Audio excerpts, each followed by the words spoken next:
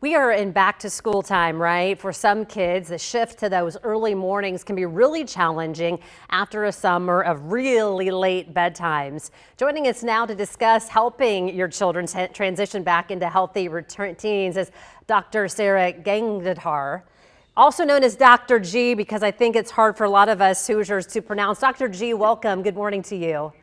Good morning. Happy to be here. Hey, It's a tricky one. it Dr. G is a popular nickname around my office. Well, good. Hey, I want to talk to you a little bit about what you think is your biggest kind of helper for parents, maybe even grandparents who are watching this morning when you're thinking about, okay, let's get back into that routine. We know routine is important.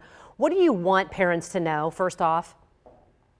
So sleep is so important. We know as adults that it's something that sometimes gets sacrificed, but for kids, it's so important for their general health and especially for going back to school to optimize their attention and their performance and their mood. We've all been on that crazy summer schedule, so it sometimes sneaks up on us. But what can be really helpful for back to school is making small changes in the lead up to school. So marching that bedtime a little bit closer to your goal every day, even if it's just by 15 minutes, can help soften that blow of the transition to back to school, sleep time, wake up time. Yeah, and I know too, so many kids right now, they have that band practice, they have the after school, some have before school. I mean, we're talking swimming, soccer, football, so busy that they are, then they have homework, and then they want to be on their phones. Let's talk a little bit about that digital time and the digital sunset. What do you try to get your parents to kind of recognize here, and probably some of your patients too?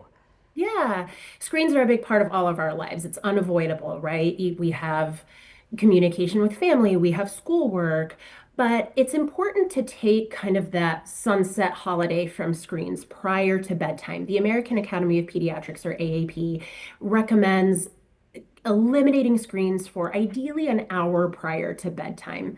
Screens can affect sleep in ways that are obvious to all of us, right? We're engaged in the content, our phone buzzes when, even if we have it on silent.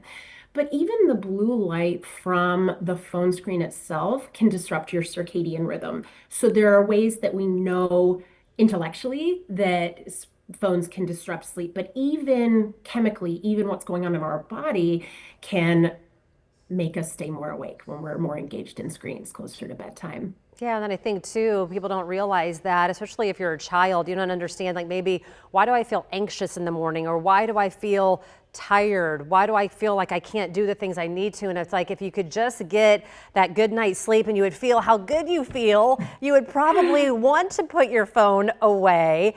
Do you think that there is something that that we as parents can do to try to get, not be like, you can't do this, you have to have your phone away, or be like, why don't you try it and see if it feels good? Maybe you're going to want to do it on your own. Old habits die hard, even for Yes. us grown-ups. They've actually done some studies on this and have found that implementing screen restrictions in children, even when they're toddlers, leads to better sleep, shorter sleep latency, so not taking as long to go to sleep, better quality sleep, and fewer nighttime disruptions. So starting that early can really be impactful for kids. And we know that the implementation of screen limits can be really hard. A great resource that I let my patients know about is the AAP Family Media Plan. If you Google American Academy of Pediatrics or healthychildren.org, you can find their family media plan. It can really be helpful for families, particularly with children of different ages, to go through what your priorities are as a family and how to implement screen-free zones and screen-free time that works for different ages and different members of your family. Dr. G, thank you so much. We sure do appreciate your insight, and happy sleep, and hope you're doing well.